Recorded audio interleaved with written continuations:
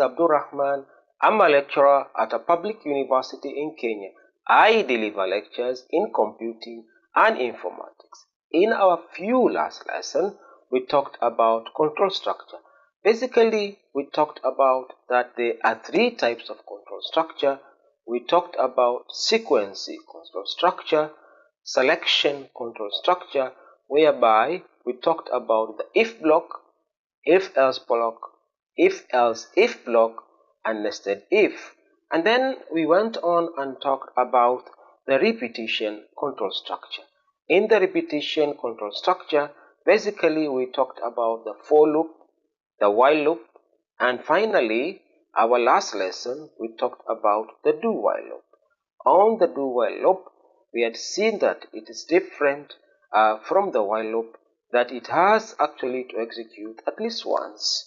Therefore, today we are coming up to the last part of it, where of the control sequence or control structure, and on that particular last part of it, we are going to ask ourselves, what is a function called control? So this is the last type of control structure on this particular series of sessions on control structure. So basically, we are going to ask ourselves in this particular journey, what is the function called control structure?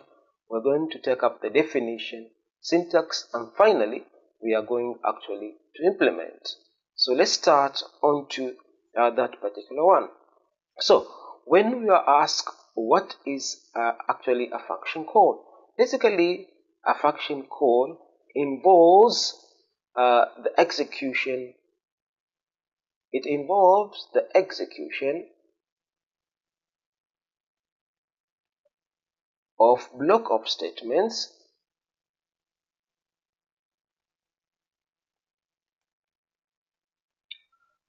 within the main function.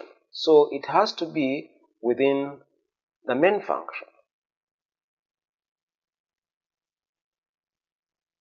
And then the control is returned back to the main function. So then the control is returned back to the control. It is returned back to the main function. So basically, that's what we are talking about here. And let's try to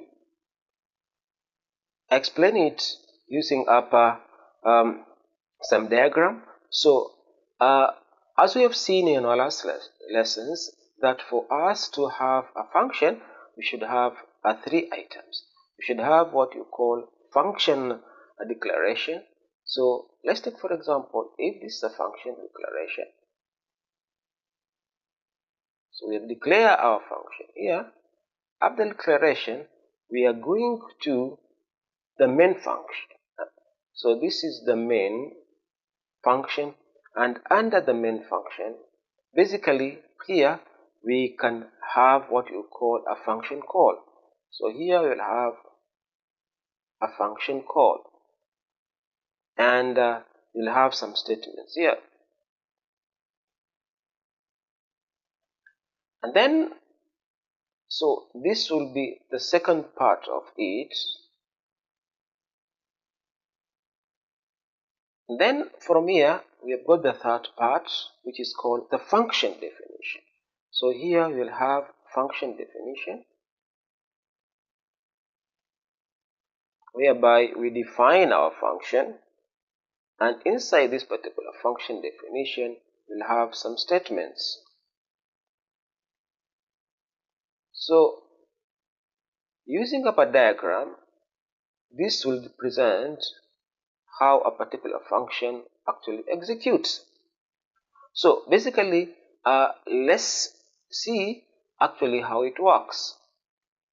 So basically, what will happen, it is all program will start under the main. So if it finds up a function call, it will take up the control structure, go and look up at the function definition. When it has reached into a function definition, so the control structure moves to find up the function definition. When actually it has finished up with the function definition, this particular control structure moves back to the main function, and in our case here, it moves on and actually starts up. So the control structure moves again here and comes back here and try to execute the remaining of this particular statement. So this is basically how the control structure will be moving on this particular program. So let's see how the syntax will look like. So a syntax here, basically we're talking about the main function. Under the main function, there are two ways how you can call up a function. So the first way, it's actually depending on the type of function. You'll have here the function name, and then inside here you've got argument 1 or argument 2, and you'll go up to argument n, and then you terminate. So this is the first way you can call up a function, or alternatively, depending on the type of function, you can call it just simply by the function name, and the parameter lists are empty, and then call it. So basically, this is how you call it on a very simple manner. So this will be our syntax. Now, how do we implement it into C programming? So if you want to implement it into C programming, basically we are going to get up a particular function. Let's take, for example, we are calling up a function, maybe are calling up a function called sum, and we're passing up parameters, maybe A and B. So what will happen after passing up these particular parameters A and B, and if you have got our function sum here having parameters X and Y, what will happen? And there are some statements here which are written. So what happens at the end of the day? It's very simple. It's very simple. What happens at the end of the day? When the program reach here in the main, it will actually moves back here, and after moving back here, we'll try to execute everything behind here, and then takes it back, that particular construct structure, and continue if there are some statements here to execute. So basically, this is how a control structure of a function actually works. It moves away from the main method, goes on the definition of a function, goes back and actually continue from this other side. When it has finished, then that's the time actually it moves out. So basically that is how it works. So let's see practical on C how it works, and basically we have to do function declaration. So if our function we are calling it up an int sum, we are calling it up sum, it's taking up two parameters of type integer. So we've got int A and actually int B. So what we have done there, basically we have declared our function. So this is function declaration.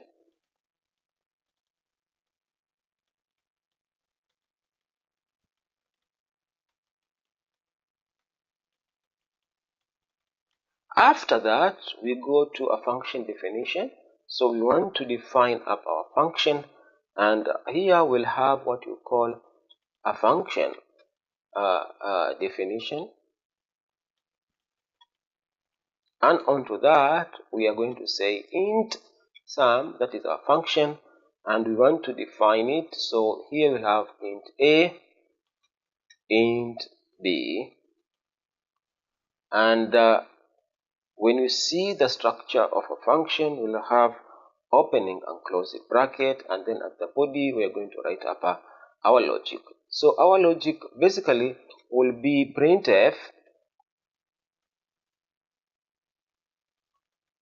and we are going to say, to tell a user, enter two numbers to add. So our program will have the that enter two numbers to add. After doing up that, we have to capture the two numbers. So here we are going to say scanf, and we're having up two numbers of data type integer. So our format for specify will be %d and %d representing up the two numbers. And which are these two numbers? They are A and B. So that is how but we have to capture them address of A and capture them as an address of B. So address of A, and we have captured them as an address of B. So basically that we have captured them. After we have captured them, you have to add them and you have to get them into a particular container. So we have to declare up here our container, or we can declare our container down here. So you can say int result equals to A plus B. So that is our container result. It's going to hold up our sum of A and B. Then from there we have just to print f, and basically what we are going to say here, we are saying the sum of the two numbers which you have given, equals to, and then we are giving up the format specifier, which is %d, and then where did we get up that the sum of two numbers? We have actually assigned it to the result. So our result will come up there. So basically that will be our definition. Now, how do you get up our function call? So here it is where we're getting up our function call, and this is the interest. So here we are getting up our function call. So a function call here, basically you have to declare some two variables which are going to hold. We are going to replace our A and B. So here maybe I'll say int num1, num2,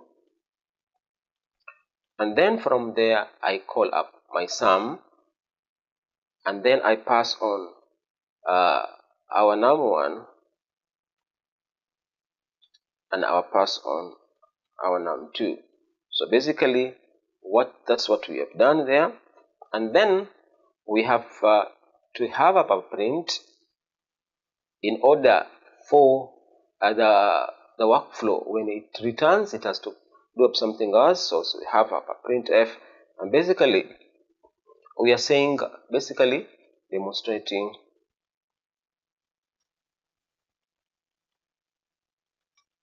a function call. So but we have to have up a new line when we are trying to say demonstrating a function call. So we have a new line, and that is an escape sequences of n. So basically this is how it works. What will happen when this particular program starts? It looks at the main, and into the main it executes the sum. So when it executes the sum, what will happen? It will go and look up the function definition here and replace A with num1 and replace B with num2, and then execute all these particular lines. After executing all this particular line, so it has moved the function, the control has moved down here, and then it will go back and print the next line, which is printf. So let's see how it looks like when we run this particular program. Yes, when we run this particular program, it tells us enter two numbers to add, and here we are entering up 50, and the second number we are entering up 76, and actually the answer says the sum of two numbers, it is actually 126, and then after that there is another line which say demonstrating a function call. Now this makes up the end of our lesson today, and in our next lesson we are actually going to look at what actually are strings, how they are used in C programming. However, don't forget to subscribe into our next session.